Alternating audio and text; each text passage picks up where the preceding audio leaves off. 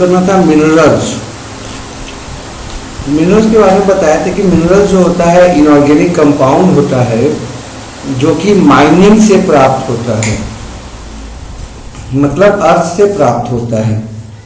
हमारे बॉडी का करीब 4% जो हिस्सा होता है वो आपका मिनरल्स का बना होता है। अब मिनरल्स को हम एलिमेंट के रूप में नहीं खा सकते, नहीं ले सकते। जैसे NaCl है, NaCl को जब लेते हैं तो Na और Cl दोनों रूप में अलग हो जाता है वो। जब भी मिनरल्स लेते हैं हम तो कंपाउंड के रूप में लेते हैं। और एक और इसका है खासियत कि मिनरल्स कभी भी डाइजेस्ट नहीं हो सकता है। ये ऑब्जॉर्ब हो सकता है लेकिन डाइजेस्ट नहीं होता।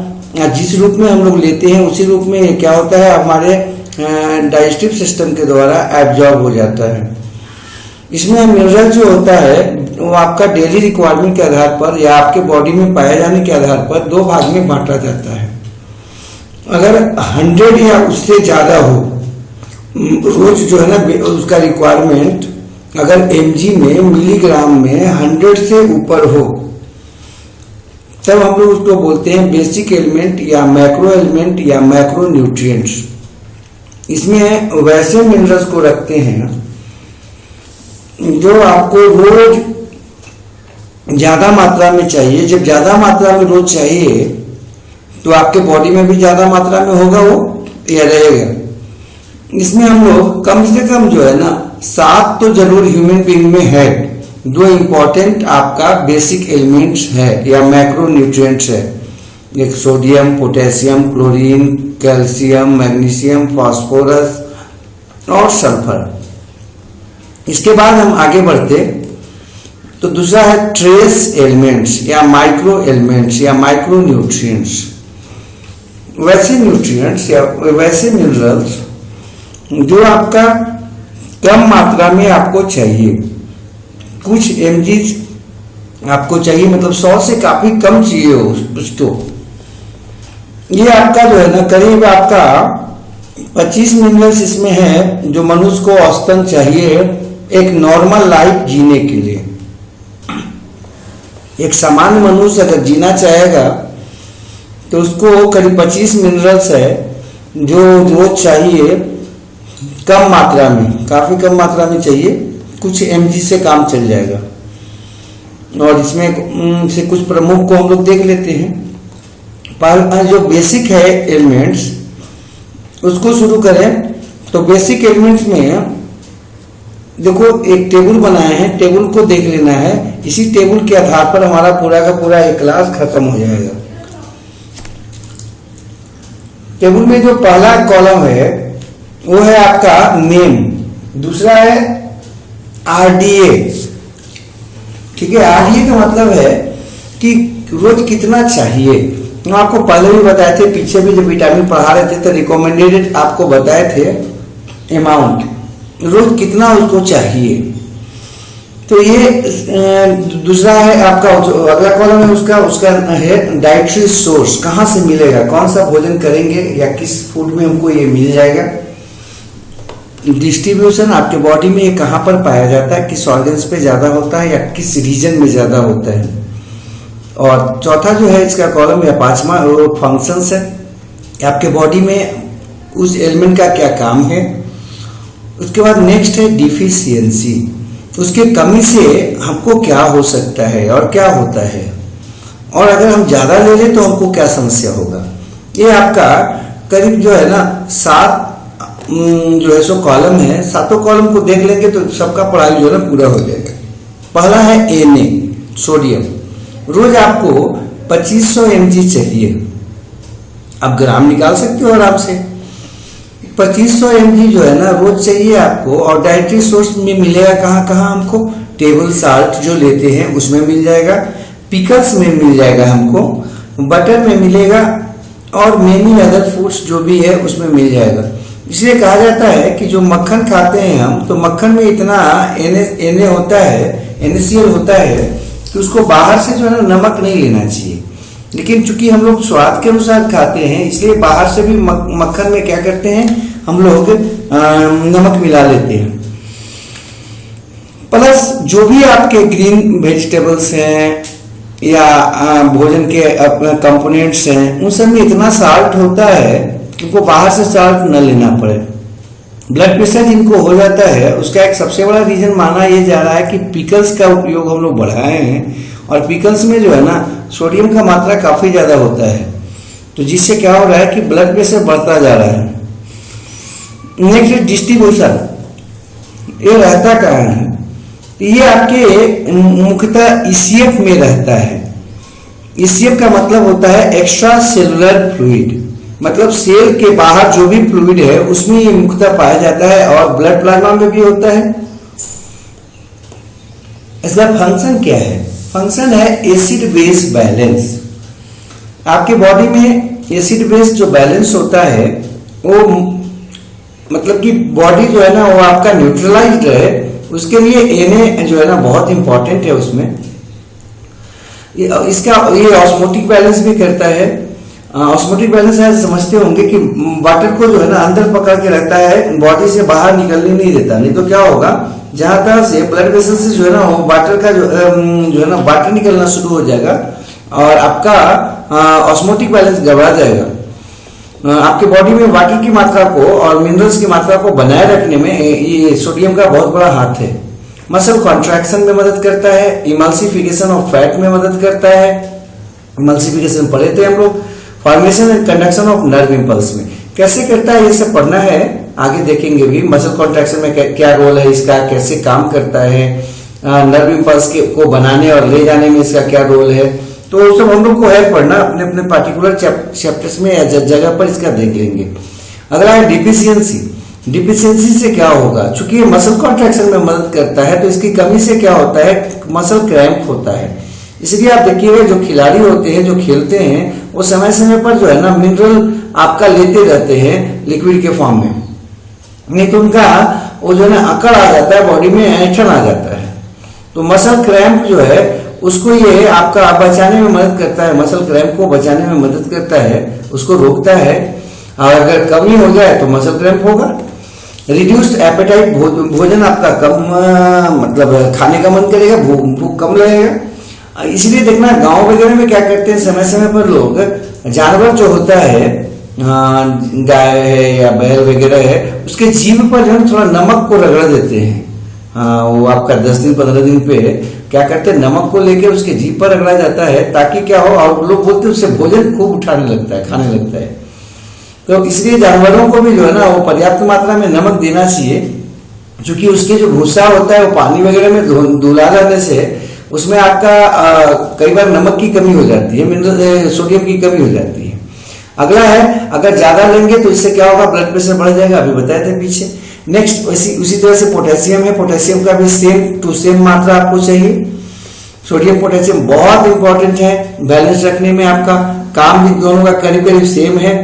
आपका ये पाया कहाँ जाएगा, तो मीट में, मिल्क में, फ्रूट में ये हो जाना चाहिए। सबसे ज्यादा जो है ना ये आपको इसको थोड़ा सा रखिएगा दिमाग में कि सबसे बढ़िया सोर्स अगर माना जाता है तो डेट माना जाता है। डेट आप डेट समझते होंगे, खजूर, इसको थोड़ा सा रखिएगा, क्योंकि ये पूछा भी कई बार है लोगों के क्वेश्चन में आया है, कई तरह के क्वेश्चंस में, कि सबसे ज्यादा जो है ना वो पोटेशियम का रिचेस्ट सोर्स कौन है भाई, तो डेट है। इसीलिए शायद लोग जो आपके मरुस्थलीय क्षेत्रों में होते हैं उनको खजूर खूब खाते हैं, और उनका जो है ना वो बॉडी में क्या होता है, वाटर का मात्रा और साल्ट का मात्रा जो है ना वो मेंटेन रहता है।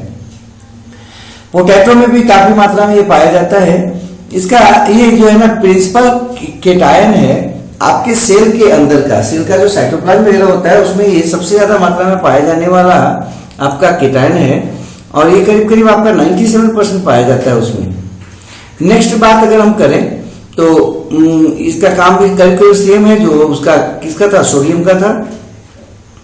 अब है ये आपका, इसके कमी से क्या होगा भाई, तो मस्कुलर वीकनेस हो जाएगा, पैरालिसिस हो जाएगा, सीवियर डायरिया हो जाएगा, वोमिटिंग होगा, हार्ट फेलियर। हाँ, और अगर ज्यादा ले लें तब भी जो है ना कार्डियक अरेस्ट हो जाएगा और मर जाएंगे। कहा जाता है कि पहले के लोग जो है, जो नए नए जब डॉक्टर लोग बने थे, जब आपका एलोपैथी आया था शुरुआत में, तो ढेर सारे लोगों पर इसका जो है ना रिसर्च किया गया था। पोटेशियम का सुई डाल के लोग उसको मार लेते थे और पता भी नहीं चलता था कि आखिर हुआ क्या, क्योंकि वो जब पोस्टमार्टम होता था या जांच किया जाता था तो मालूम होता था कि इसमें क्या हुआ है, कार्डियक अरेस्ट हो गया, मतलब हार्ट जो है ना वो आपका बंद हो गया था तो ये मर गया, या किडनी खराब हो गया था तो मर गया, या आपका जो है ना वो पानी की कमी हो गई थी तो ये मर गया। लेकिन होता क्या था, वो पोटेशियम जब बाहर से हम सुई से डाल देते हैं किसी के बॉडी में, तो क्या होता है, चूंकि पोटेशियम आपके बॉडी का पार्ट है, तो ये पता ही नहीं चलता है कि पोटेशियम बाहर से डाल के उसके बॉडी को क्या किया गया है, या वो डैमेज किया गया है, या फिर उसको हम लोग छेड़छाड़ किए बॉडी में, और वो आदमी मर भी जाता था आराम से। अब तो जो है ना एक से एक तकनीक आ गया है जिसके द्वारा हम क्या करते हैं, आराम से ये पता लगा सकते हैं कि इस व्यक्ति को दिया क्या गया था। नेक्स्ट है क्लोरीन। क्लोरीन जो है ना वो आपका करीब 2000 mg चाहिए, कॉमन साल्ट में मिलता है आपका, और ये जो है ना प्रिंसिपल एनायन है आपका कोची का ECF का। सोडियम जो है ना वो प्रिंसिपल केटायन है ECF का, और आपका क्लोरीन जो है ना वो आपका प्रिंसिपल एनायन है। गैस्ट्रिक जूस में काफी मात्रा में रहता है आपका, और सेरिब्रोस्पाइनल फ्लूइड में भी रहता है। सेरिब्रोस्पाइनल फ्लूइड जो है ना वो लिक्विड है जो आपके ब्रेन में पाया जाता है, या नर्वस सिस्टम के बाहर में जो आपका एक लिक्विड होता है उसका नाम है सेरिब्रोस्पाइनल फ्लूइड, उसमें ये पाया जाता है। इसका भी काम हो गया एसिड बेस बैलेंस, HCl का निर्माण करना, और तो और सैलिवरी एमाइलेज जो है उसको एक्टिवेट करता है, मतलब कि आपके भोजन डाइजेशन के लिए उसको क्या करता है, सक्रिय बनाता है। CO2 ट्रांसपोर्ट में मदद करता है। रिस्पायरेशन में अगर पढ़े होंगे थोड़ा बहुत भी, तो वहां पर क्लोराइड शिफ्ट होता है बाइकार्बोनेट आयन के रूप में। CO2 जो है ना वो आपका ब्लड प्लाज्मा से ट्रांसपोर्ट होता है, लेकिन बाइकार्बोनेट आयन बनता है कहां पर, RBC में, तो वहां पर उसको बैलेंस करने के लिए आपका क्लोरीन जो है क्लोराइड आयन के रूप में बाहर निकलता है और अंदर जाता है। तो ये आपको पढ़ना है, आगे देखेंगे भी। मसल क्रैम्प इससे होगा, कमी से, और रिड्यूस एपेटाइट होगा। हाइपरटेंशन, वोमिटिंग जो है ना ये आपका इसका जो है ना मुख्य आपका ज्यादा लेने से रोग होने वाला है। ये जो आपका पोटेशियम है समानता आपके बॉडी से वो आपका यूरिन के रूप में बाहर निकलता है। अगर ज्यादा आप ले लेते हो तो यूरिन के रूप में बाहर निकलता है। इसका भी यही स्थिति है, क्लोरीन का भी यही स्थिति है, सोडियम भी कुछ हद तक यही स्थिति में है कि वो आपके यूरिन के द्वारा बाहर निकल जाता है। ऐसे पसीना से भी बहुत ज्यादा ये सब निकलते हैं, बाहर आ जाते हैं। अगला है सल्फर। खास करके ये क्लोरीन और सोडियम, क्लोराइड आयन और सोडियम आयन जो है ना ये आपका पसीना में काफी ज्यादा बाहर आ जाता है। नेक्स्ट है सल्फर। सल्फर जो है ना आपका इसका कितना चाहिए ये आपका जरूरी नहीं है, वो आपका ग्रोथ के स्टेज के आधार पर होता है और आपके रिक्वायरमेंट के आधार पर होता है कि आप में क्या करना है, क्या किस चीज का कमी है।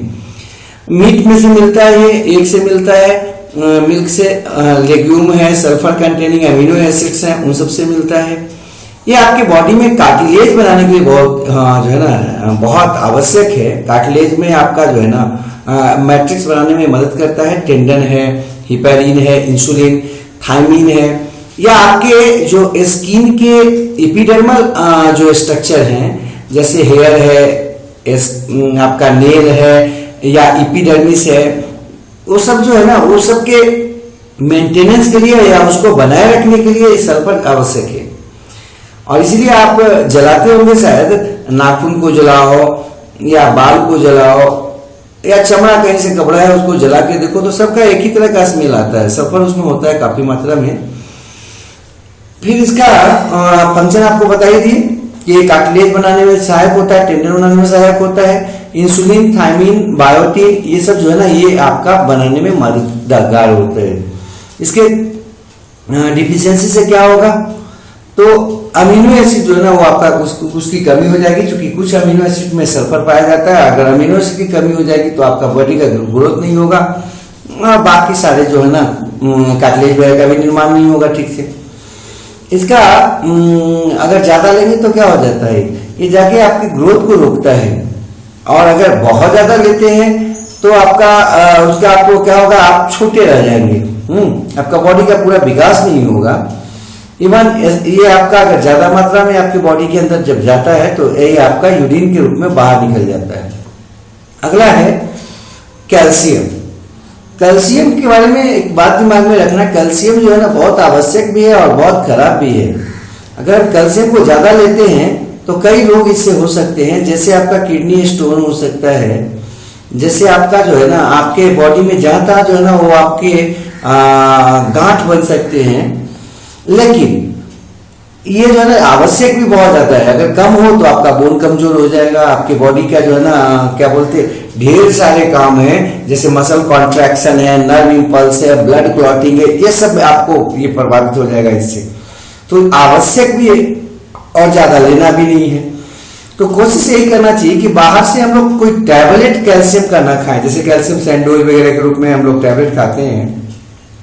उसकी जगह पर हम लोगों को कोशिश करना ये चाहिए कि हम क्या करें, हम जो है ना आपका सिंपल वे में वैसे भोजन को करें जिसमें कैल्शियम बहुत ज्यादा है, ठीक है। और कैल्शियम ज्यादा किसमें मिल सकता है, क्या है, कहाँ होता है, थोड़ा सा यहाँ पर हम देखेंगे, ठीक है। अभी फिलहाल बात कर रहे थे हम कि ये चाहिए रोज कितना, तो 800 mg चाहिए रोज, प्लस इसमें भी ये आपका जो है वोमेन अगर है कोई, हाँ या प्रेग्नेंट वोमेन है तो उसको और ज्यादा चाहिए, जो कोई बच्चा है तो उसको ज्यादा चाहिए, क्योंकि उसके बॉडी का ग्रोथ क्या होता है, ज्यादा होता है, उसमें आपका बोन ज्यादा तेजी से बनता है। तो जो गर्भवती माँ है अगर वो रोज जो है ना अगर उनको केला से एलर्जी नहीं हो, केला वो पचा सकती है, आराम से खा सकती है, तो केला खाना चाहिए उनको। तो जो टैबलेट खाते हैं कैल्शियम सैंडोज, उससे काफी अच्छा रहेगा। डाइटरी सोर्स में मिल्क, चीज, carrot, small pieces, green vegetables. यहाँ पर बनाना जोड़ना था हमको, हम लगता है किसी तरह से छूट गया। बनाना जरूर जो है ना जोड़ लीजिएगा। एक कोकोनट जो है ना मिल्क, कोकोनट मिल्क या कोकोनट वाटर, वो जो नारियल का पानी होता है, ताजा नारियल का जो पानी होता है, वो भी काफी महत्वपूर्ण है इसमें कैल्शियम के लिए। तो वो दो यहाँ पर जोड़ सकते हैं आप, जोड़ लीजिएगा। एक बनाना जोड़ लीजिएगा और एक जो है ना उसको जोड़ लीजिएगा, काफी मात्रा में बनाना में होता है। नेक्स्ट ये डिस्ट्रीब्यूशन में आ जाइए। मोस्ट एबंडेंट जो है ना आपका मिनरल्स है हमारे बॉडी का, और करीब आपके बॉडी में 2% जो है ना बॉडी वेट का एक किसी एडल्ट का वो इसी का बना होता है, जिसमें करीब 1.5 किलो जो होता है वो आपके स्केलेटन में पाया जाता है, जबकि आपका 3% जो होता है वो ब्लड प्लाज्मा में होता है, मसल सेल्स में होता है, ब्लड लेवल रेगुलेटरी ब्लड में होता है, ब्लड प्लाज्मा में होता है। और ये जो ब्लड लेवल इसका होता है, ब्लड लेवल में ये कितना रहेगा और बढ़ेगा घटेगा क्या होगा, वो सब नियंत्रित होता है 2 हार्मोन के द्वारा मुख्यतः। एक है पाराथायरॉइड हार्मोन और दूसरा है कैल्सिटोनिन। ये दोनों हार्मोन जो है ना वो क्या करते हैं, इसका कंसंट्रेशन या इसकी मात्रा को नियंत्रित करते हैं, इसमें आपके ब्लड में, ठीक है। ये फंक्शन इसका है। अगर ये इसकी मात्रा आपके ब्लड में कम हो जाए तो ये क्या होता है, बोन से आपका निकलता है, बोन से निकल के आता है किसमें, आपके ब्लड में, इसलिए बोन कमजोर हो जाता है। और अगर ब्लड में ज्यादा हो तो बोन पर जाकर डिपोजिट होता है। अगला है फंक्शंस में, इससे बनता क्या है, बोन बनता है, टीथ बनता है, टीथ बनाने में मदद करता है, मसल कॉन्ट्रैक्शन होता है, नर्व इंपल्स कंडक्शन और ब्लड क्लॉटिंग। ये तो दिमाग में रहना चाहिए, ये सब है भी पढ़ना, फिर आगे भी पढ़ना है। इससे अगर इसकी कमी हो जाए तो क्या होगा, बच्चा का विकास नहीं होगा, मतलब स्टंटेड ग्रोथ हो जाएगा, छोटा रह जाएगा। और छोटा बच्चा में रिकेट्स जिससे होता है, जबकि बड़े लोगों में ऑस्टियोपोरोसिस होता है। ऑस्टियो मतलब होता है बोन, पोरोसिस मतलब छिद्रदार हो जाना। अभी आपको पता है कि अगर आपके ब्लड में कमी हो जाए कैल्शियम का, तो कैल्शियम क्या होता है, आपके निकल के आता है। कहां से निकल के आता है भाई, तो बोन से निकल के आता है, कहां पे, ब्लड में। मतलब बोन जो है ना वो प्राइमरी डिपोट माना जाता है इसका, कैल्शियम का सबसे ज्यादा अगर आपको कहीं पर रहता है तो बोन में ये स्टोर होता है, ठीक है। अब इसके कमी से और क्या हो सकता है, टिटेनिंग हो सकता है, मसल टिटेनिंग। मतलब मसल जो है ना वो आपका क्या होगा, उसमें टटाता है, जैसे लोग बोलते हैं। ये मसल में दर्द होता है, रात वगैरह में ज्यादा होता है, जब हम अस्थिर से सो जाते हैं, स्थिर होकर सो जाते हैं, तो क्या होता है, आपके कैल्शियम की मात्रा कम होने पर पैर जो है ना रात में बहुत दर्द कर सकता है। अगर किसी अभी कैटेगरी भी 14-15 साल के बच्चों को ज़्यादा होता है या फिर 18 साल तक के बच्चों को हो सकता है ज़्यादा, उनको कोशिश क्या करना चाहिए कि जब भी ऐसा कुछ रोग हो कि उनको रात में जो है सोने पर पैर जो है ना वो ऐंठन होता है, पैर में दर्द होता है, तो वो क्या करे, कोशिश करे केला खा ले। अगर केला नहीं खा पाते हैं तो नारियल का पानी पी के या कच्चा नारियल खाएं, और उससे भी अगर वो भी नहीं कर पाते तो फिर कैल्शियम सैंडविच जिसका जो है ना एक उपाय है। अगर जो है ना वो 2-4 केला खा ले, मतलब 1 सप्ताह अगर केला खा ले 1 दर्जन, तो हमको लगता है उनका ठीक हो जाएगा, और वो ठीक भी हो जाते हैं, बहुत हद तक ठीक हो जाते हैं। आप लोग को ऐसे यहाँ पर इसका अगर ज्यादा लेंगे तो क्या होगा, ज्यादा लेंगे तो किडनी स्टोन हो जाएगा, और तो और आपका जो नर्वस सिस्टम काम करता है वो आपका उसकी एक्टिविटी कम हो जाएगी, और अगर बहुत ज्यादा ये आपके बॉडी में हो जाता है तो फिसस के रूप में, मल के रूप में बाहर निकलता है। ऐसे आपके यूरिन से भी निकलता है। तो जहां भी आप यूरिनरी सिस्टम देखे होंगे, जो सार्वजनिक यूरिनरी सिस्टम है, जहां पर क्या बोलते हैं सरकारी यूरिनरी सिस्टम है या पब्लिक यूरिनरी सिस्टम है, तो वहां पर यूरिनल है, तो वहां पर आप देखते होंगे कि डिपोजिट होता है कुछ हल्का जो है ना पीला उजला जैसा कुछ डिपोजिट हो जाता है, जहां पर सब पेशाब करते रहते लोग, तो वो जो है ना वो कैल्शियम होता है वहां पर। तो यूरिन से भी आता है काफी मात्रा में, लेकिन मेनली जो है ना वो आपका मल से बाहर आ जाता है। अब अगला है मैग्नीशियम। मैग्नीशियम जो है वो आपको करीब 350 mg रोज चाहिए, और ये आपको ग्रीन लीफी वेजिटेबल से मिलता है, मिल्क से मिलता है, मिल्क प्रोडक्ट से मिलता है, या कंप्लीट या साबुत जो आपके फूड ग्रेन्स होते हैं उनसे आपको मिलता है।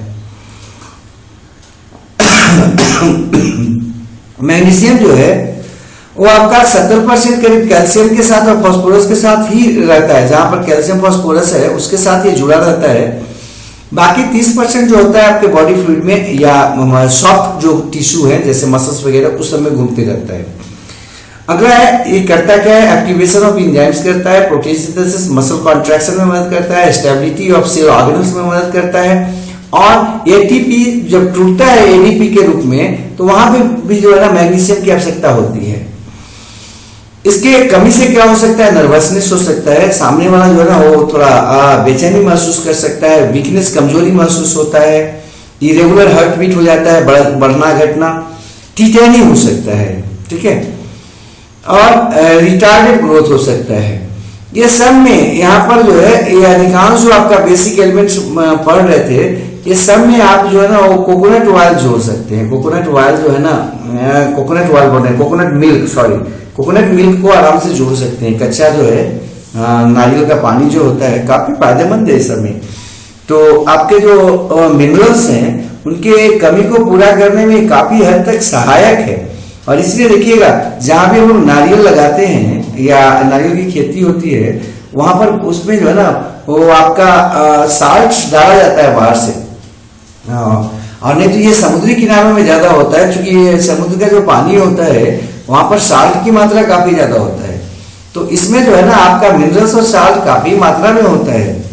तो जब भी किसी को कोई भी तरह का प्रॉब्लम हो, जो शरीर का विकास ठीक से नहीं हो रहा हो, या जो है ना कमजोरी महसूस हो रहा हो, या कोई और समस्या हो, तो वो आपका कोकोनट वाटर वो ले सकती आराम से, क्योंकि उसका कोई साइड इफेक्ट तो है नहीं और फायदा ही फायदा है उसमें। इसको ज्यादा और कोई साइड इफेक्ट नहीं है। ये जो यहाँ से वहां तक जो देख रहे हैं हम लोग कि अगर ज्यादा ले तो क्या हो सकता है, ये सब के सब आपके फूड के द्वारा नहीं होने वाले हैं, बशर्ते आप बाहर से न लो। अब बाहर से आप नमक खाओगे तो कहोगे सर वो भी तो भोजन में ही ले रहे थे ना। नहीं नहीं नहीं, नहीं। जैसे साग खाया बिना नमक का खाया, ठीक है, आप बिना नमक का जो है ना, बिना नमक लिए हुए मीट खाए या फिर जो भी फ्रूट्स है वो खा रहे हैं, तो मकई है, मकई में भी काफी मात्रा में साल्ट्स होते हैं, मिनरल्स होते हैं। तो अगर आप खा रहे हैं बगैर नमक का तब आपको डिजीज नहीं होने वाला है, एक्सेस वाला रोग नहीं होने वाला है। लेकिन आप साथ में नमक लेके खाएंगे तब तो सोडियम का मात्रा बढ़ी जाएगा, क्लोरीन का मात्रा बढ़ी जाएगा, क्लोराइड का मात्रा बढ़ी जाएगा आपके बॉडी में। तो नॉर्मल जो फूड है जो भी आपका, जिसमें बाहर से साल्ट न मिला के खाते हो, वो आपके क्या करेंगे, ये सब एक्सेस वाला रोग उससे नहीं होने का चांस है, बहुत कम चांस है कि ये होगा एक्सेस वाला रोग उससे। नेक्स्ट डायरिया, डायरिया होगा इससे, अगर ज्यादा मैग्नीशियम ले तो डायरिया हो जाता है, और अगर ज्यादा मैग्नीशियम हम लोग खाते हैं तो निकलता है किस रूप में, यूरिन के रूप में बाहर आ जाता है। अब नेक्स्ट बात करते हैं, सातवां और अंतिम है फास्फोरस। फास्फोरस जो है रोज आपका करीब 800 जो है ना वो आपका एमजी में चाहिए। डायट्री फूड का बात करें या सोर्स का बात करें तो मिल्क है, चीज है, एग है, मीट, पोल्ट्री, बर्ड, ठीक है, ये सबसे मिलेगा। और करीब 80% जो है ना आपके स्केलेटन में रहता है, ध्यान रखिएगा, ये 80% आपके स्केलेटन में रहता है। प्लस कार्बोहाइड्रेट, प्रोटीन या फैट के साथ ये जुड़ा रहता है। ये आपका केमिकल कंपाउंड और में पाया जाता है, ऑर्गेनिक और इनऑर्गेनिक दोनों में, ये ध्यान रखिएगा। इसका फंक्शन क्या हो जाएगा, इसका फंक्शन है ये बोन है, टीथ और फॉर्मेशन में सहायक होता है। प्लस आपके फॉस्फेट प्रोटीन बनता है इसी की मदद से, फॉस्फेट लिपिड, फॉस्फोलिपिड नाम सुने होंगे, फॉस्फोप्रोटीन नाम सुने होंगे। तो ये जो फॉस्फेट प्रोटीन या फॉस्फेट लिपिड है उसके लिए आवश्यक होता है, न्यूक्लियोप्रोटीन बनने में ये आवश्यक होता है। हाँ, और तो एनर्जी स्टोरेज और ट्रांसफर के लिए ये बहुत इंपॉर्टेंट है। चूंकि आप एटीपी या एडीपी का नाम सुने होंगे तो उसमें सुने होंगे फॉस्फेट पाया जाता है, एडिनोसिन ट्राइफॉस्फेट, 3 फॉस्फेट है। तो फॉस्फेट के बीच में ही वहां पर हाई जो है ना एनर्जी बॉन्ड पाया जाता है, जिसका एनर्जी करीब 7 से लेके 11 7 to 11 किलो कैलोरी होता है। ये आपका फॉस्फेट का इंपॉर्टेंस बता रहे थे या फंक्शन बता रहे थे। अगला है फंक्शन के बाद डिफिशियंसी, कमी से क्या क्या होगा, वीकनेस हो जाएगा, डीमिनरलाइजेशन, मिनरल्स आपके बोन में से निकलना शुरू हो जाएंगे, रिकेट्स हो जाएगा आपको, या पुअर ग्रोथ हो जाएगा। अगर ज्यादा ले तो क्या हो सकता है, वो जो जा है ना उसमें इरोजन हो सकता है, वो जल्दी खराब होने लगता है, वो डिकम्पोज होने लगता है। और तो आयरन और मैग्नीज का जो है ना आपका क्या होता है, एब्जॉर्प्शन कम हो जाता है। तो ये आपका हम पढ़ रहे थे बेसिक एलिमेंट्स के बारे में। अगला है ट्रेस एलिमेंट्स, अर्थात वैसे एलिमेंट जो हमको कम मात्रा में चाहिए। इसमें आपका सबसे प्रमुख है आयरन, चाहिए आपको लेकिन कम मात्रा में चाहिए। बच्चा जो है या प्रेग्नेंट वुमेन है उसमें करीब 15 mg चाहिए इसको रोज, लेकिन जो आपके नॉर्मल हैं या पुरुष हैं उसमें 10 mg बहुत है। डाइटरी सोर्स आपका क्या है, लीवर है, पल्स है, green leafy vegetables, grains, meat, nut, इस सब में पाया जाता है। अब इसका डिस्ट्रीब्यूशन क्या है, तो सबसे बड़ा जो डिस्ट्रीब्यूशन इसका है वो आपका आरबीसी का हीमोग्लोबिन है और दूसरा मसल्स का मायोग्लोबिन है। ब्लड में हम लोग पढ़ेंगे कि जो ब्लड में आपका जो एक पिगमेंट होता है जो आरबीसी में पाया जाता है उसका नाम है हीमोग्लोबिन। हीमोग्लोबिन में आयरन होता है बहुत ज्यादा, अगर आयरन की कमी हो जाए तो हीमोग्लोबिन कम बनता है, और हीमोग्लोबिन जब कम बनेगा तो आरबीसी कम बनता है, एनीमिया हो जाता है आपको। तो ये आपका हीमोग्लोबिन बनने में मदद करता है, प्लस मायोग्लोबिन बनने में। मायोग्लोबिन, मायो मतलब मसल्स, मसल्स में भी एक पिगमेंट पाए जाते हैं जो उसको कलरिंग भी करता है और वहां पर ऑक्सीजन को पकड़ के रखता है, मायोग्लोबिन। कहाँ, मसल्स में। तो मायोग्लोबिन आपका जो है वो बनेगा, इसी के मदद से बनता है। फेरिटीन, फेरिटीन जो है स्टोरेज फॉर्म है किसका, आयरन का। ये सब ब्लड में पढ़ना है, ब्लड में हम लोग देख लेंगे या टिश्यू में देख लेंगे। लेकिन सबसे ज्यादा अगर कहीं पाया जाता है तो करीब 60 से 70% जो है ना आपके हीमोग्लोबिन में पाया जाता है। नेक्स्ट बात करते हैं हम फंक्शन में, तो रिस्पायरेटरी पिगमेंट्स बनाता है, साइटोक्रोम्स बनाता है और कुछ एंजाइम्स को बनाता है। इसका डिफिशियंसी, ये सारे के सारे पिगमेंट्स के बारे में या साइटोक्रोम क्या है ये पढ़ना है आपको, सब हम पढ़ेंगे भी और पीछे भी पढ़ना था। डिफिशियंसी की बात करूं अगर, तो इसके कमी से एनीमिया होता है, वीकनेस हो जाएगा, कमी हो जाएगा कमी से, और तो और आपका रोगों से लड़ने की क्षमता कम हो जाती है। इसलिए अभी जो है ना कहा जा रहा है कि आयरन भी जो है ना पर्याप्त मात्रा में लीजिए। ये जो कोविड-19 से लड़ना है तो आयरन भी आपका पर्याप्त मात्रा में बॉडी में होना चाहिए, विटामिन सी होना चाहिए पर्याप्त मात्रा में।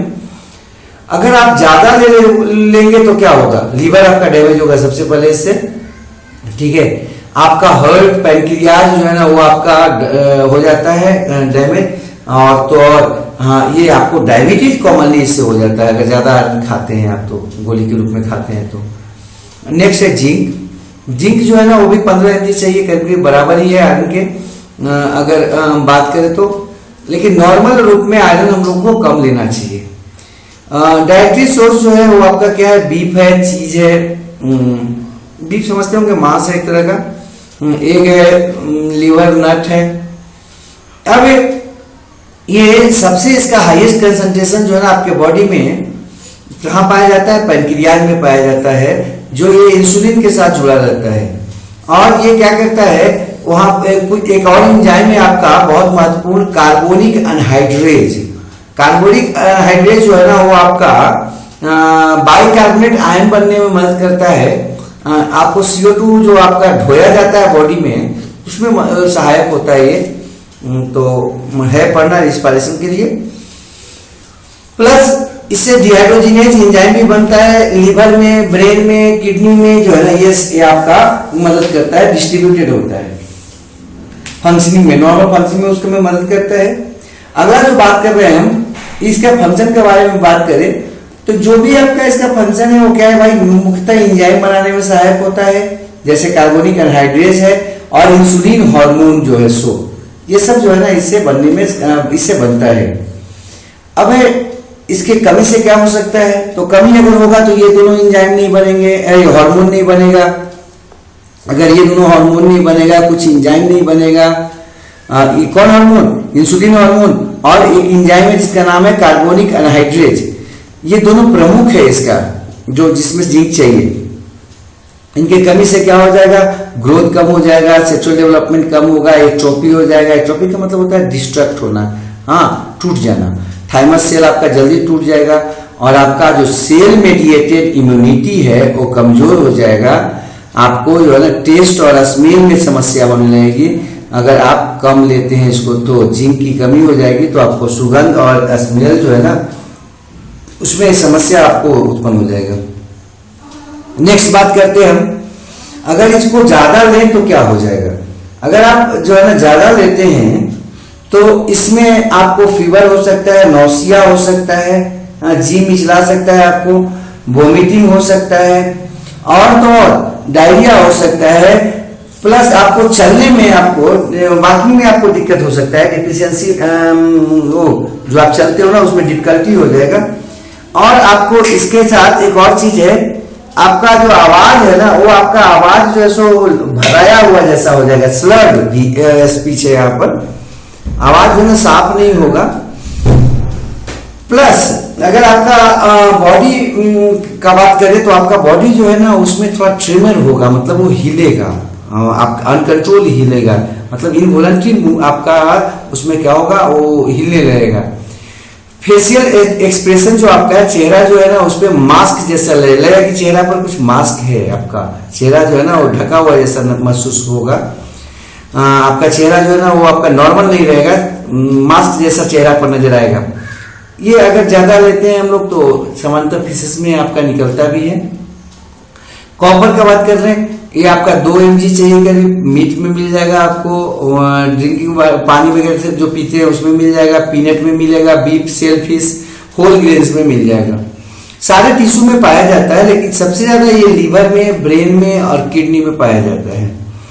इसका काम क्या है, साइटोक्रोम ऑक्सीडेज बनने में मदद करता है, जिससे आपका जो मॉलिक्यूलर ऑक्सीजन है वो उसका रिड्यूस हो पाता है। मतलब ये रिस्पायरेशन में आप सुनते होंगे कि H2O बनता है, जिसमें ऑक्सीजन जो है ना वो बाहर से लिया जाता है और हाइड्रोजन जो है ना आपके कार्बोहाइड्रेट के टूटने से निकलता है।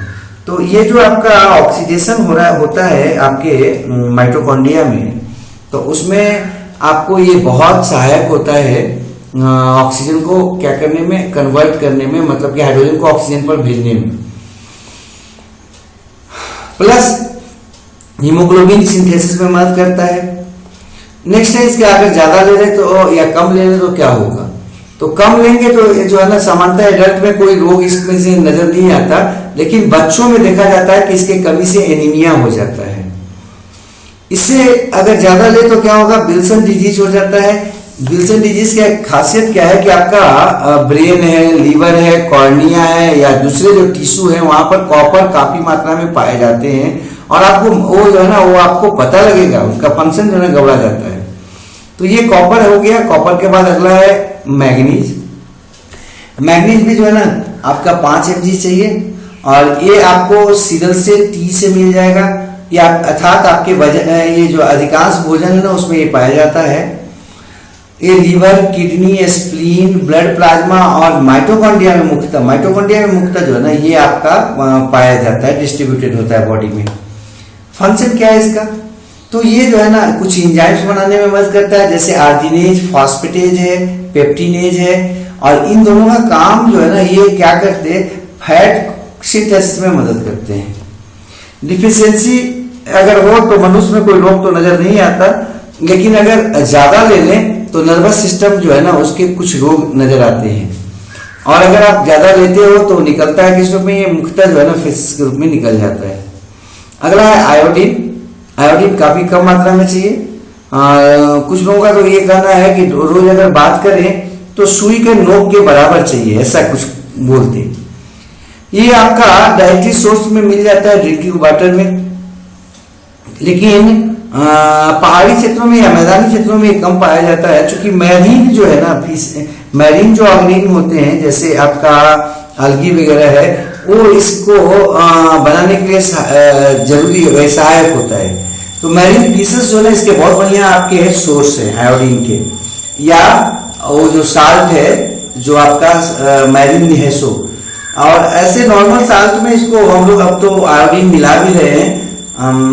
ओनियन भी इसका एक बढ़िया क्या है इसका आयोडीन का बढ़िया ये सहायक जो है ना डाइटरी सोर्स है। प्लस डेयरी प्रोडक्ट जो भी है आपका, वाटर है, ये मिल्क है या मिल्क प्रोडक्ट्स हैं, उसमें आपको ये मिलेगा। डिस्ट्रीब्यूशन सबसे ज्यादा ये पाया जाता है थायराइड ग्लैंड पे। आपके बॉडी में अगर इसका मात्रा कम हो जाए ब्लड में तो थायराइड ग्लैंड क्या करता है, अपने आकार को बड़ा कर लेता है ताकि ज्यादा से ज्यादा ब्लड को ले सके, ब्लड को प्राप्त कर सके और उसमें से आयोडीन को निकाल सके। तो सबसे पाया जाता है आपके बॉडी में मेनली थायराइड में। काम क्या है, थायरॉक्सिन हार्मोन का निर्माण करने में मदद करता है। अगर कम ले तो क्या होगा, हाइपोथायरॉयडिज्म हो जाएगा, ग्वाइटर हो जाएगा, आपका थायराइड बढ़ जाएगा, क्रिटिनिज्म हो जाएगा, बच्चा का जो है ना ग्रोथ ठीक से नहीं होगा, बच्चा छोटा रह जाएगा। प्लस इसका अगर ज्यादा ले तो क्या हो जाएगा, थायराइड एक्टिविटी आपका जो है ना डिप्रेस हो जाता है। प्लस ये आपका जो है ना थायराइड के कारण क्या होता है, ढेर सारा समस्या आपको होने वाला है। जैसे आपका बॉडी जो है ना मोटा होने लगेगा, फूल जाएगा, आपको ठंडा लगेगा।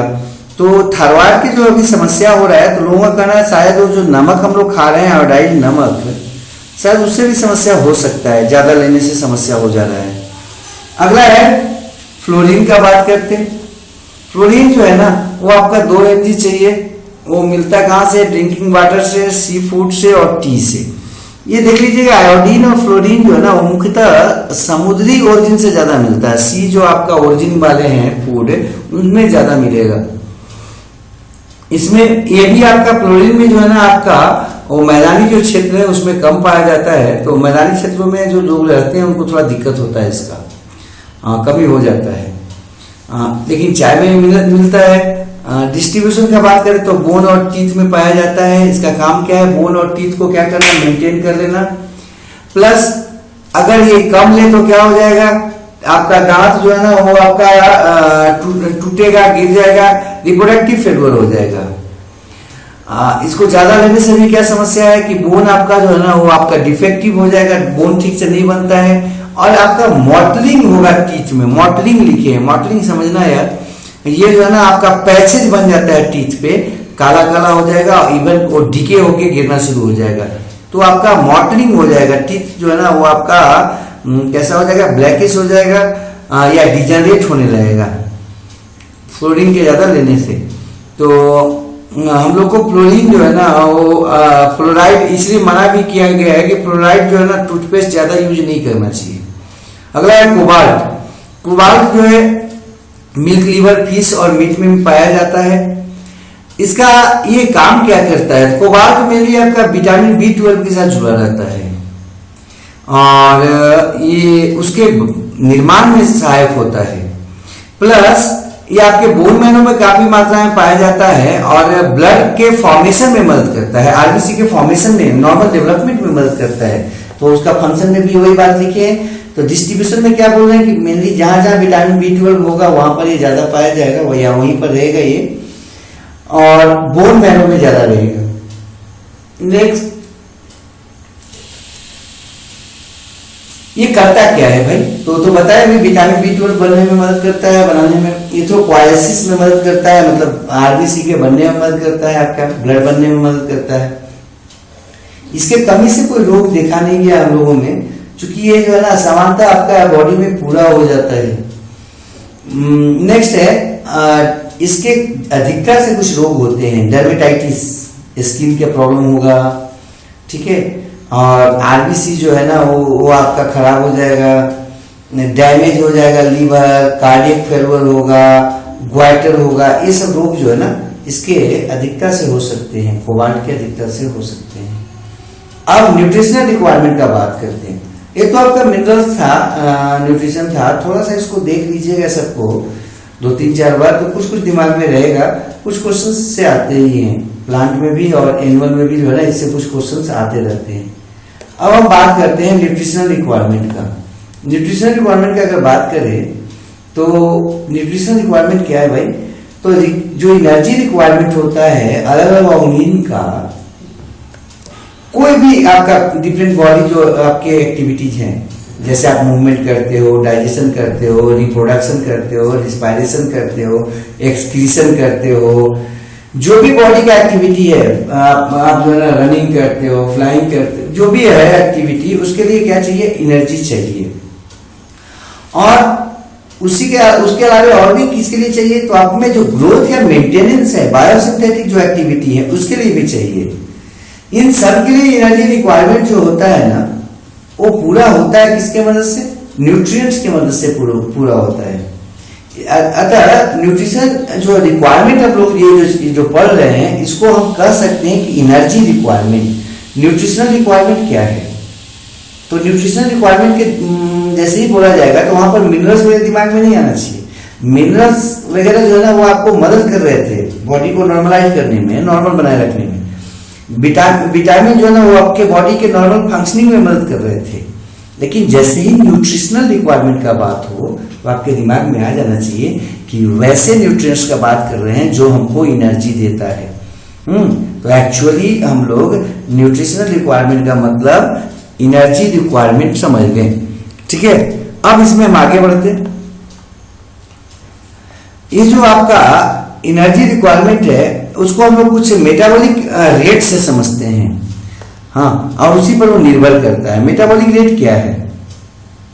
तो किसी भी जीव में एनर्जी रिक्वायरमेंट जो होता है, या इसी को हम लोग क्या बोल रहे थे? न्यूट्रिशनल रिक्वायरमेंट बोल रहे थे। डेली बेसिस पर, रोजाना, तो वो उसका क्या कहलाता है? मेटाबॉलिक रेट कहलाता है। रोज उसको कितना एनर्जी चाहिए तो ये उसका क्या कहलाएगा? मेटाबॉलिक रेट कहलाएगा। इसको हम लोग किलो कैलोरी में एक्सप्रेस करते हैं और डिफरेंट तरह के जो न्यूट्रिएंट्स हैं जिनका एनर्जी वैल्यू अलग अलग होता है उसके द्वारा इसकी ये पूरा किया जाता है। मेटाबॉलिक रेट को हम लोग क्या करते हैं? पूरा करते हैं। ये आपका कम से कम 3 प्रकार का तो हो ही सकता है। एक है बेसल मेटाबॉलिक रेट या BMR, दूसरा है रूटीन मेटाबॉलिक रेट या RMR, तीसरा है एक्टिव मेटाबॉलिक रेट या AMR। बेसल मेटाबॉलिक रेट किसको कहते हैं? तो आपको केवल जिंदा रहने के लिए जितना एनर्जी रिक्वायरमेंट आपकी है वो आपका कहलाता है बेसल मेटाबॉलिक रेट। मतलब कोई काम नहीं कर रहे हैं हम, इवन डाइजेशन भी हम नहीं कर रहे हैं, हाँ, डाइजेशन भी हमारे बॉडी के अंदर नहीं हो रहा है, हम जो है ना कोई काम नहीं कर रहे हैं, सारा का सारा काम हमारा हो जा रहा है। तो जो हमको एनर्जी चाहिए डेली बेसिस पर, इसी को कहते हैं बेसल मेटाबॉलिक रेट। तो बेसल मेटाबॉलिक रेट क्या है? एनर्जी की वह मात्रा जो रोजाना हमको चाहिए, किसके लिए भाई? तो हमको चाहिए अपने बॉडी को केवल बचाए रखने के लिए या जीवित रखने के लिए। इसको निकालते कैसे हैं? तो इसमें हम शुरू किए हम लोग नीचे बेसल मेटाबॉलिज्म। बेसल मेटाबॉलिज्म क्या है भाई?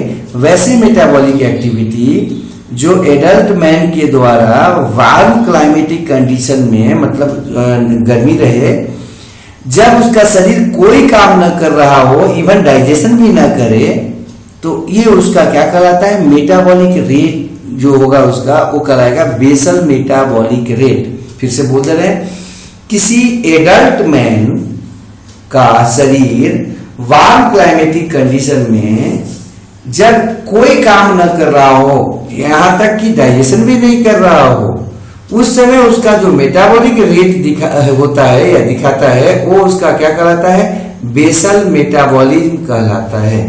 ये जो बेसल मेटाबॉलिज्म होता है वो आपका यहाँ पर थोड़ा सा टी है, बेसल मेटाबॉलिज्म कहलाता है। और ये जो है ना आपका सामान्यतः कब निकाला जाता है, कब मापा जाता है, तो जब हम जो है ना खाना खाए हुए हमको 10 से 12 घंटा हो जाता है, तब जो है ना ये बेसल मेटाबॉलिज्म जो है ना उसका देखा जाता है, चेक किया जाता है। ये जो बेसल मेटाबॉलिक रेट होता है वो करीब 1600 किलो कैलोरी होता है। मतलब कोई आदमी कोई काम ना करे, केवल जीवित रहे, तो उसके लिए उसको कितना 1600 किलो कैलोरी एनर्जी चाहिए। लेकिन ये वुमेन में जो होता है ना आपका कम होता है, क्योंकि उनका बॉडी का मास भी कम होता है और एक्टिविटी भी समान रूप में थोड़ा सा कम होता है अगर उनको जिंदा रहना है तो। प्लस ओल्ड पर्सन में भी ये कम चाहिए। लेकिन जो छोटे बच्चे हैं, जो बच्चा अभी जो है ना जिसका ग्रोथ हो रहा है तेजी से, उसमें काफी मात्रा में इसकी मात्रा ज्यादा होती है। और ये जो है ना आपका प्रेग्नेंट वुमेन या लैक्टेटिंग मदर जो होती है, वैसी माँ जो दूध पिला रही है बच्चों को, उसमें ये ज्यादा चाहिए और प्रेग्नेंट वुमेन में भी ज्यादा चाहिए। ठीक है, नेक्स्ट बात करते हैं हम आपका विंटर के समय या ठंड का अगर मौसम हो, उस समय भी इसकी मात्रा ज्यादा है, आवश्यकता ज्यादा होता है। अब हम आते हैं आरएमआर में। आरएमआर क्या है, रूटीन मेटाबॉलिक रेट, मतलब नॉर्मल काम कर रहे हैं, बहुत भारी काम नहीं कर रहे हैं, रूटीन वाला काम अगर हम करते हैं, उसके लिए जो डेली बेसिस पर जितना एनर्जी हमको चाहिए वो क्या कहलाएगा, आरएमआर कहलाएगा। जैसे कि ऑफिस जाते हैं तो ऑफिस गोइंग पर्सन के लिए जो एनर्जी हमको चाहिए रोज, वो कहलाएगा आरएमआर। ठीक है, अर्थात पड़े हुए नहीं है, अगर सेडेंटरी मोड में है, केवल जिंदा है, उसके लिए अगर चाहिए हमको एनर्जी कितना चाहिए रोज, या हमारा जो मेटाबॉलिज्म है वो क्या कहलाएगा, उसका बेसल मेटाबॉलिक रेट। लेकिन हम ऑफिशियल काम कर रहे हैं, रूटीन काम कर रहे हैं, डेली बेसिस पे, बहुत ज्यादा भारी काम भी नहीं कर रहे हैं, उसके लिए जो एनर्जी चाहिए वो कहलाता है आरएमआर। आरएमआर जो होता है करीब 2500 किलो कैलोरी होता है।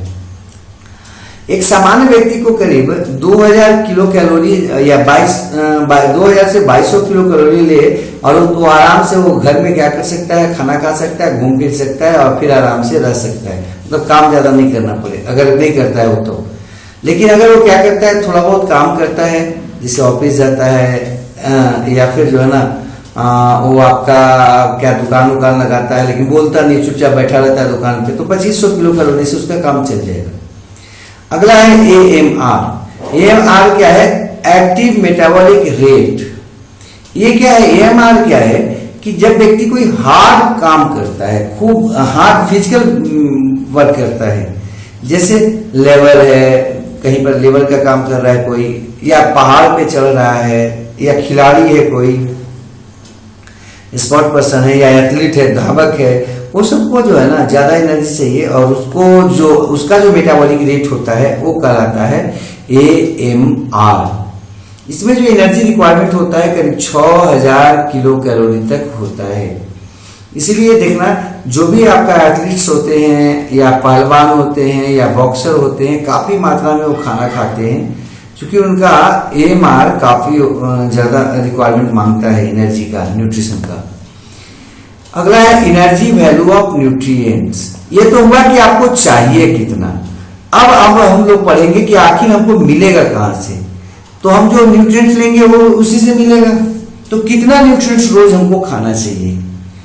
चावल कितना खाना चाहिए, दाल कितना खाना चाहिए, प्रोटीन कितना खाना चाहिए, विटामिन कितना खाना चाहिए, ये बात अगर हम करें तो आपका जो न्यूट्रिएंट्स का वैल्यू है पहले वो जानना पड़ेगा। आपका जो एनर्जी वैल्यू होता है न्यूट्रिएंट्स का, उसको दो रूप में निकाला जाता है। पहला है कैलोरिक वैल्यू। कैलोरिक वैल्यू जो है ना, वो आपका अमाउंट ऑफ एनर्जी है जो कि 1 ग्राम न्यूट्रिएंट्स को हम निकालते हैं बॉम्ब कैलोरीफिकेशन में कंप्लीट ऑक्सीडेशन से। शायद आप लोग पढ़े होंगे, आपको सर फिजिक्स में या केमिस्ट्री में भी हो सकता है पढ़ाए होंगे, बॉम्ब्स कैलोरी मीटर। कैलोरी, किसी का कैलोरी निकालने का एक ये क्या है, मशीन माना जाता है, एक पैमाना माना जाता है, जिसमें हम कोई न्यूट्रिएंट्स को लेते हैं, कोई पदार्थ को लेते हैं और उसको क्या करते हैं, कंप्लीट ऑक्सीडेशन कराते हैं या जलाते हैं, तो उसमें से कितना एनर्जी निकला, ये एनर्जी उसको मापा जा सकता है। तो बॉम्ब एनर्जी, बॉम्ब कैलोरीमीटर में जितना एनर्जी निकलता है 1 ग्राम न्यूट्रिएंट्स का, वो उसका क्या कहलाता है, कैलोरिक वैल्यू कहलाता है। ध्यान रखिएगा, कोई भी न्यूट्रिएंट्स को 1 ग्राम की मात्रा में लें और बॉम्ब कैलोरीमीटर में डालें, उसका कंप्लीट ऑक्सीडेशन करवाएं, जितना एनर्जी निकलेगा वो एनर्जी उसका क्या कहलाएगा, वो उसका कैलोरिक वैल्यू कहलाता है। दूसरा बात करते हैं, दूसरा बात है ये फिजियोलॉजिकल फ्यूल वैल्यू। ये जो फिजियोलॉजिकल फ्यूल वैल्यू है, ये वो वैल्यू है जो आपके बॉडी के अंदर निकलता है। ठीक है, मतलब कोई न्यूट्रिएंट्स को अगर हम लेते हैं और न्यूट्रिएंट्स को अगर हम यूज करें और तो हमारे बॉडी के अंदर कितना न्यूट्रिएंट, उससे कितना एनर्जी निकलेगा। हाँ, पहला जो है आपको क्या बताया, कैलोरिक वैल्यू। कैलोरी वैल्यू जो है ना, वो आपका किस में हो गया, कैलोरिक वैल्यू जो होता है वो हो गया लेबोरेटरी में, और आपके बॉडी के लेवल में, बॉडी के सेल्स के लेवल में जो निकलता है एनर्जी किसी न्यूट्रिएंट्स के 1 ग्राम से, वो उसका क्या कहलाता है, वो फिजियोलॉजिकल फ्यूल वैल्यू कहलाता है। अब फिजियोलॉजिकल फ्यूल वैल्यू जो है वो आपके सेल्स में निकलेगा या ऑर्गेनिज्म के बॉडी में निकलेगा। अब ये जो है हमेशा कम होता है कैलोरिक वैल्यू से, ध्यान रखिएगा, क्योंकि वो लेबोरेटरी कंडीशन में हो रहा था, ये आपके बॉडी कंडीशन में हो रहा था या होता है।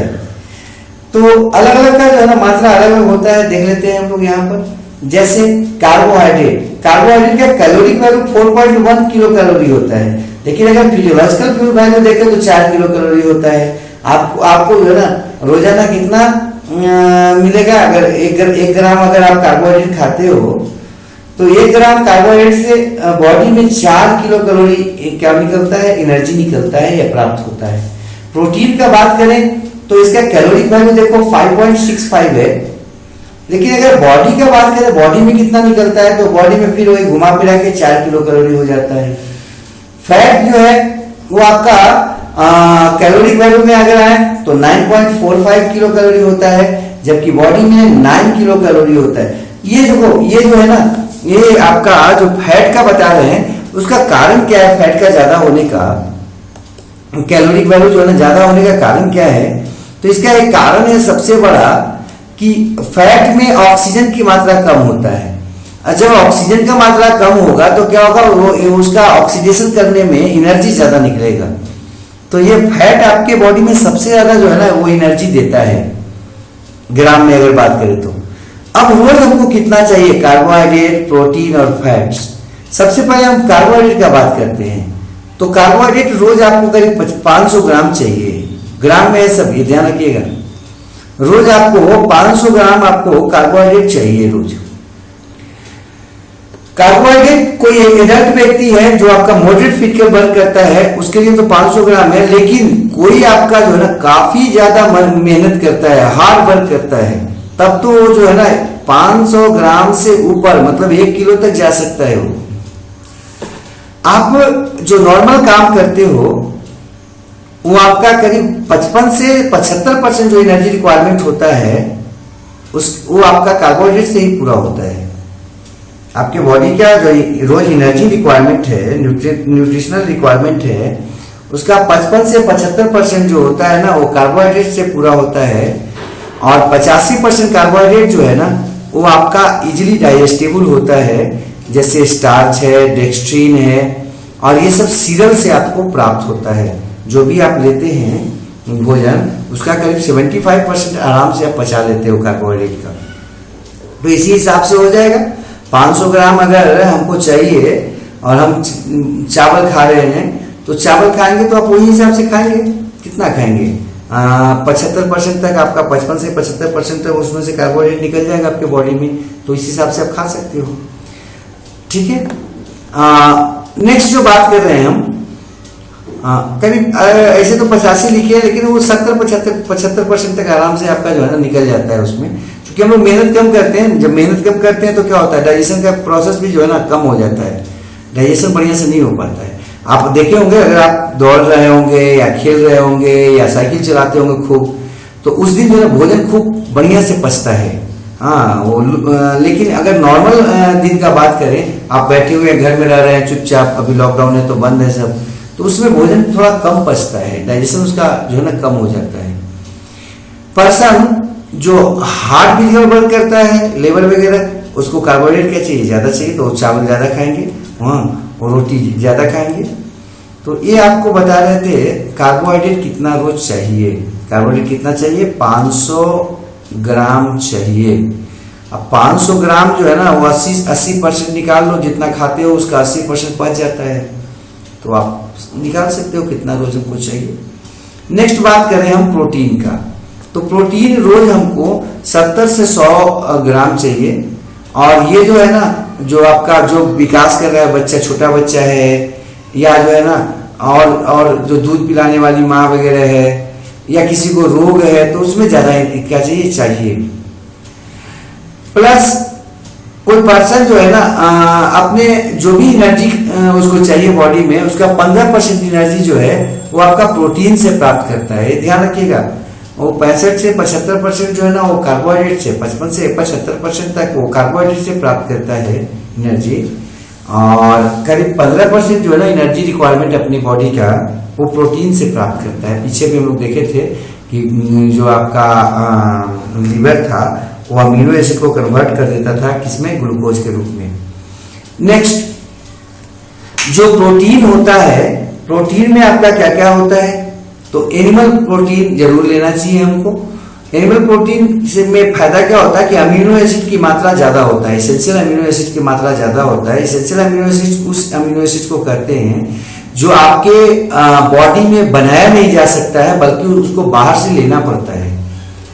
ठीक है, जैसे एनिमल प्रोटीन में कौन हो जाएगा? मिल्क हो गया, एग हो गया, फिश हो गया, मटन हो गया, फ्लेश आपको मांस है ना, ये सब इसमें आ जाएगा। इसमें करीब सारे एसेंशियल प्रकार के अमीनो एसिड होते हैं, इसलिए इसको फर्स्ट क्लास प्रोटीन कहते हैं। पूछता है कि फर्स्ट क्लास प्रोटीन क्या है, तो आराम से बोल देना कि फर्स्ट क्लास प्रोटीन जो है ना उसको कहते हैं जिसमें इसेंशियल अमीनो एसिड की मात्रा होती है पूरी तरह से, या सब इसेंशियल अमीनो एसिड जिसमें पाया जाता है। समानतः एनिमल प्रोटीन को ही फर्स्ट क्लास प्रोटीन कहते हैं। आंख बंद करके कोई भी पूछेगा कि किसको कहते हैं फर्स्ट क्लास प्रोटीन, तो बता देना कि जो एनिमल प्रोटीन्स होता है उसी को क्या कहते हैं? फर्स्ट क्लास प्रोटीन कहते हैं। लेकिन प्लांट अगर हम मान लें जो शाकाहारी है, जो एनिमल प्रोटीन नहीं ले सकता है, दूध कहाँ से कुछ लोग हैं जो दूध भी नहीं खाते हैं, जो शुद्ध शाकाहारी होते हैं, अंडा मांस का तो बात ही छोड़ दीजिए, मछली का तो बात ही छोड़ दीजिए, तो उन लोग को कहाँ से मिले? तो उनको मिक्स्ड प्लांट प्रोटीन लेना चाहिए। अपने जो भोजन करते हैं ना उसमें प्लांट प्रोटीन जो है ना मिक्स रूप में लेना चाहिए। और ये कैसे हो सकता है? वो क्या करें, वो आपका मिक्स दाल खाएं, दाल जो भी हो आपका मिक्स हो, और अकेला कोई भोजन न ले। जैसे यहाँ पर लिखे हैं कि जो मनुष्य है वो इसको अपने ये जो आपका प्लांट प्रोटीन है उसको बढ़ा सकता है किसके मदद से? रोटी दाल लेकर, इडली सांभर लेकर, सांभर राइस लेकर, राइस बीन लेकर, ऐसे करके मतलब मिक्स भोजन करके अपने अमीनो एसिड की मात्रा को बढ़ा सकता है। सबसे बढ़िया यही उपाय है कि उसका जो दाल होना चाहिए वो मिक्स होना चाहिए, वो मिला जुला दाल होना चाहिए। जो आपका बीन होता है, बीन में ट्रिप्टोफान नहीं होता है और सल्फर कंटेनिंग अमीनो एसिड नहीं होता है। जबकि चावल जो होता है उसमें क्या होता है, अमीनो एसिड होता है लेकिन आइसोल्यूसिन और लाइसिन नहीं होता है। ध्यान रखिएगा। अभी हम लोग क्या पढ़े थे, अभी हम लोग पढ़े राइस और बीन को खाया जा सकता है। एक उदाहरण लेके यहाँ पर देखना चाह रहे हैं कि राइस और बीन हम लोग खा रहे हैं, क्या खा रहे हैं, भात और वो जो है ना बीन खा रहे हैं। जैसे आप बीन में कई लेते हो, राजमा वगैरह ले लेते हो, तो ये राइस राजमा अगर आप खाते हैं तो आपको क्या हो जाएगा। तो देखो राजमा जो होता है या जो बीन होता है उसमें ट्रिप्टोफान या सल्फर कंटेनिंग अमीनो एसिड नहीं होता है, जबकि राइस में क्या नहीं होता है, आइसोल्यूसिन और लाइसिन नहीं होता है। तो राइस और बीन अगर हम खा लें भोजन के रूप में तो कुछ हद तक मीट के तरह ही हमको क्या करेगा, अमीनो एसिड देगा, प्रोटीन के रिक्वायरमेंट को पूरा करेगा। तो इसीलिए जो भी आपका शाकाहारी हैं वो कोशिश करें कि आपका इसी तरह से खाना खाएं। हाँ, केवल बीन ना खाएं, केवल रोटी ना खाएं, बल्कि दाल वगैरह उसमें शामिल करें, या क्या बोलते हैं, चावल वगैरह जरूर लें बीन्स के साथ, सब्जियों के साथ। नेक्स्ट बात करते कि राइस और ये इसे बीन से जैसे पूरा हो रहा है वैसे ही सबसे पूरा हो सकता है। सांबर राइस है या इडली डोसा है, उसमें सांभर लेके हम लोग खाते हैं, उससे पूरा हो सकता है। और देखे होंगे आप शायद इडली डोसा बनता होगा या सांभर जो आपका उसके साथ लिया जाता होगा, सब में जो है ना एक चटनी जरूर जोड़ा जाता है और वो चटनी होता है नारियल का चटनी। ये जो नारियल का चटनी जोड़ा जाता है उसका मेन रीजन यही है कि नारियल भी जो है ना न्यूट्रिएंट्स को पूरा करता है। साउथ के लोग जो है ना वो काफी मजबूत होते हैं, उसका एक रीजन ये है कि उनका जो भोजन होता है ना हेल्दी होता है और इजीली डाइजेस्टिबल होता है।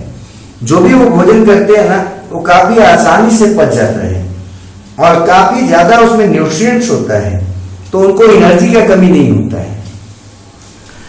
हम यहाँ पर बात कर रहे थे फैट्स का।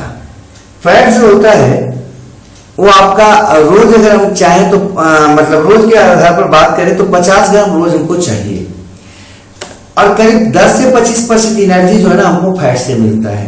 तो सबसे ज्यादा एनर्जी आपके बॉडी में जो है ना करीब 75% तक एनर्जी जो है ना वो आपको कहाँ से मिल जाता है, कार्बोहाइड्रेट से।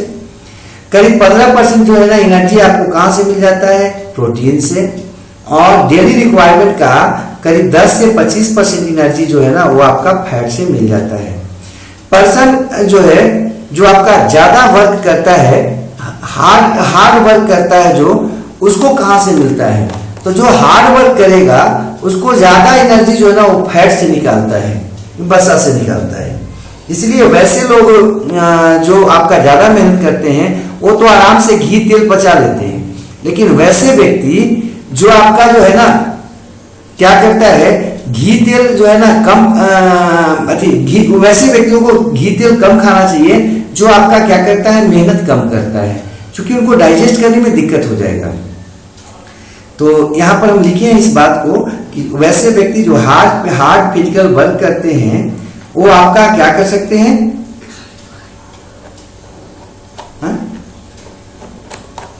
वो फैट उनको ज्यादा लेना चाहिए, ठीक है, वर्कर हैं।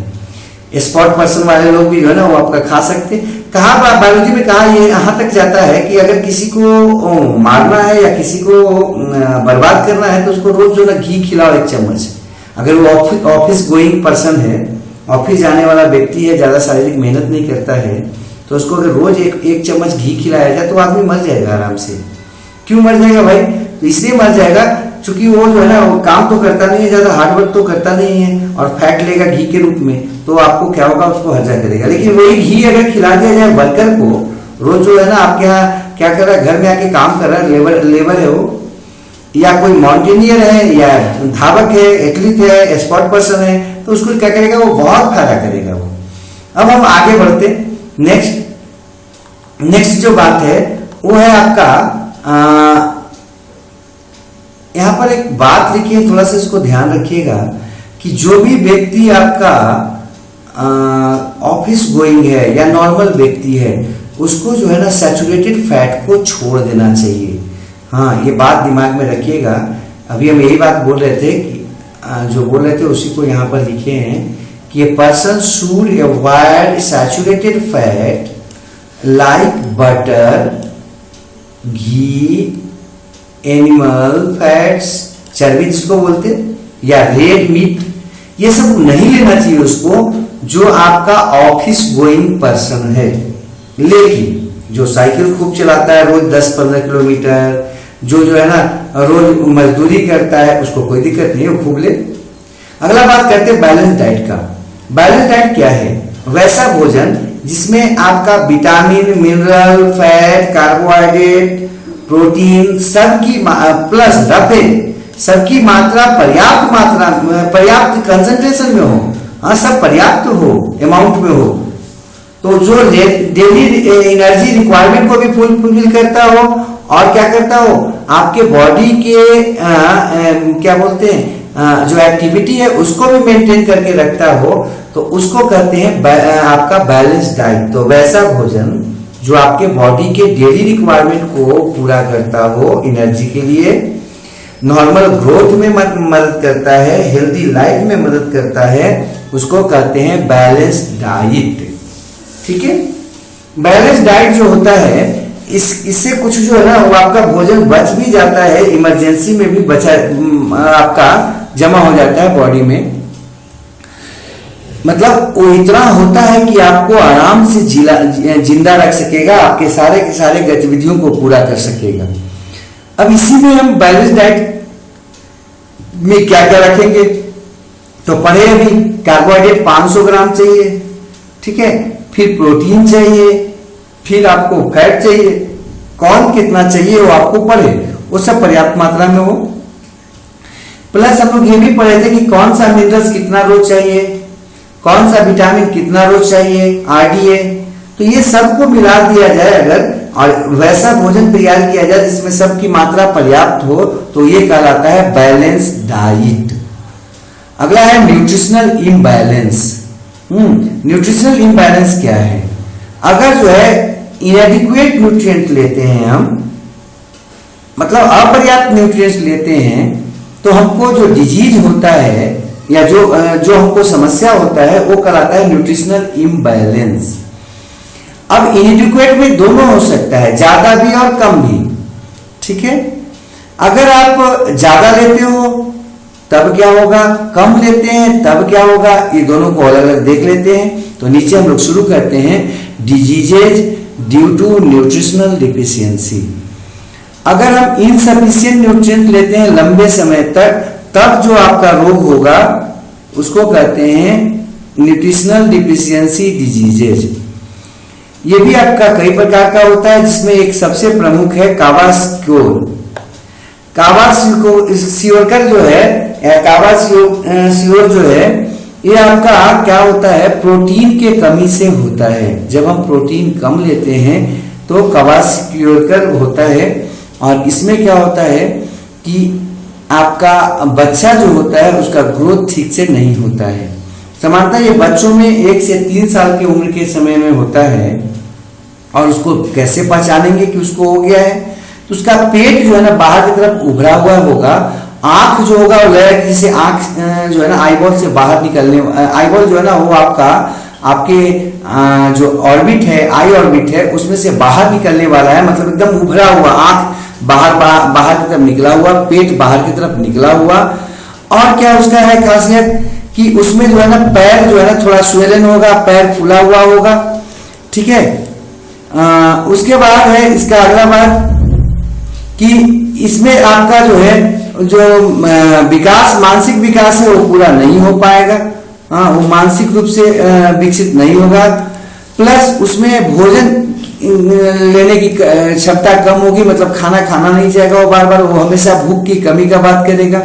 ये है आपका क्वासक्योर में। तो क्वासक्योर जो है वो क्वासक्योर जो है वो होता है किसके कमी से, प्रोटीन के कमी से होता है। कितने साल के बच्चों में होता है, 1 से 3 साल के बच्चों में होता है।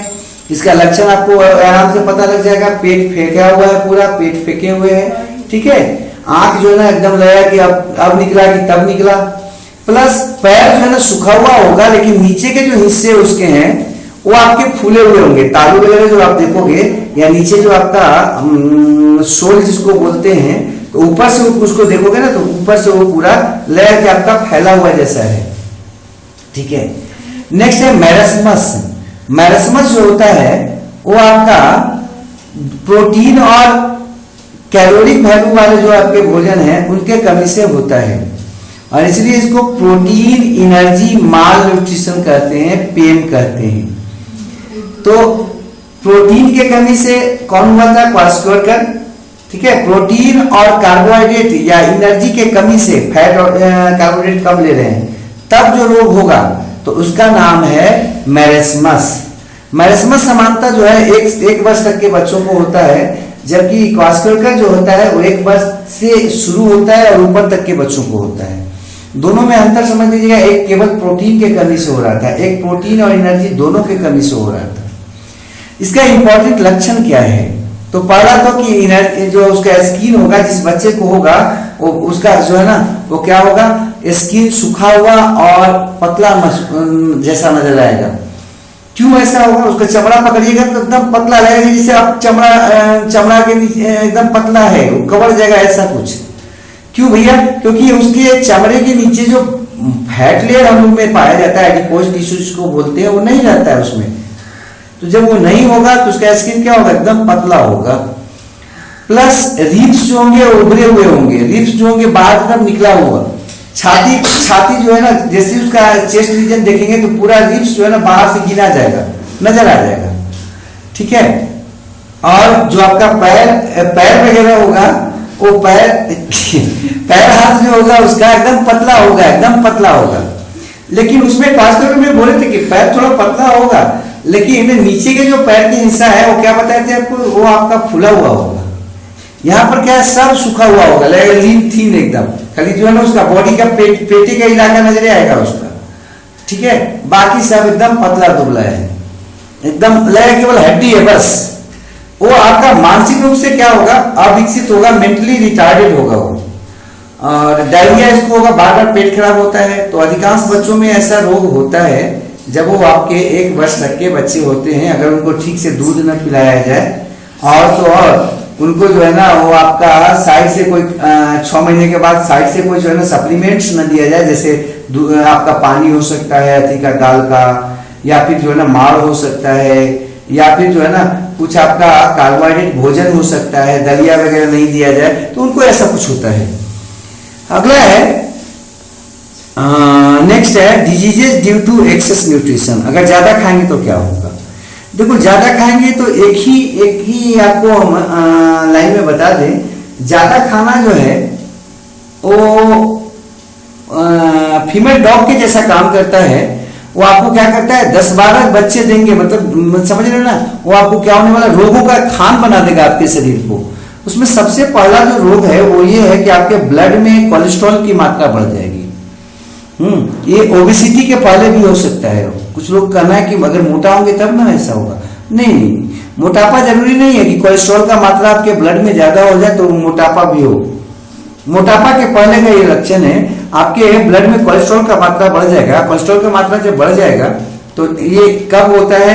जब हम सैचुरेटेड फैट ज्यादा लेते हैं। सैचुरेटेड फैट आपको बता देते हैं, कैसे पहचानोगे सैचुरेटेड है कि अनसैचुरेटेड है।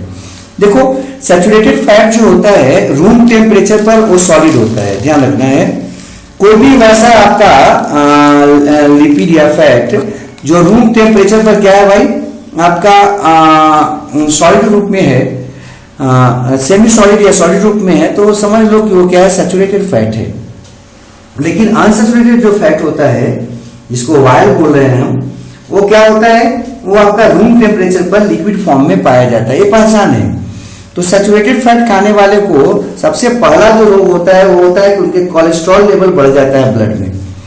दूसरा, इसका लक्षण क्या क्या है, कैसे पता लगेगा? तो आपको जो है ना ब्लड प्रेशर उसका बढ़ जाएगा, कार्डियक समस्या, हार्ट में जो है कुछ एब्नॉर्मलिटी महसूस होने लगेगा। डॉक्टर के यहाँ जब चेक कराएंगे तो उनको पता लग जाएगा कि ब्लड में कोलेस्ट्रॉल का लेवल बढ़ चुका है।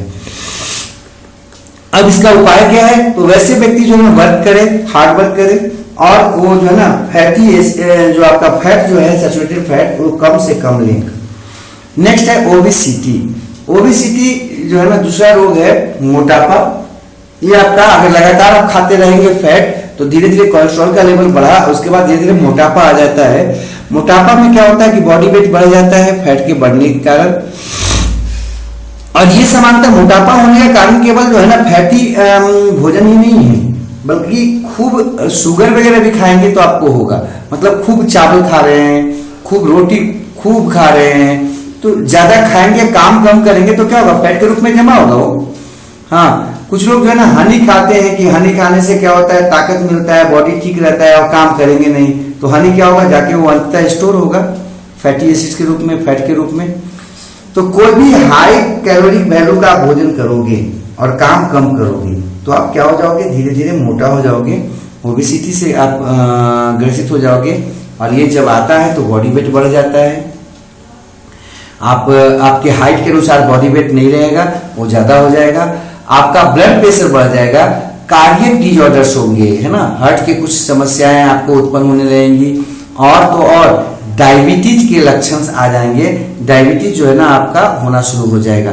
तो ये आपको हम लोग देख रहे थे कि भोजन ज्यादा खाने से क्या हो सकता है। भोजन कम खाने से मुख्यतः दो रोग हम लोग देखे, एक क्वासिक्युलर देखे और एक क्या था, मैरस्मस था। क्वासिक्युलर जो था वो सिर्फ प्रोटीन की कमी से हो रहा था, जबकि जो मैरस्मस था वो आपका प्रोटीन और कार्बोहाइड्रेट दोनों की कमी से हो रहा था।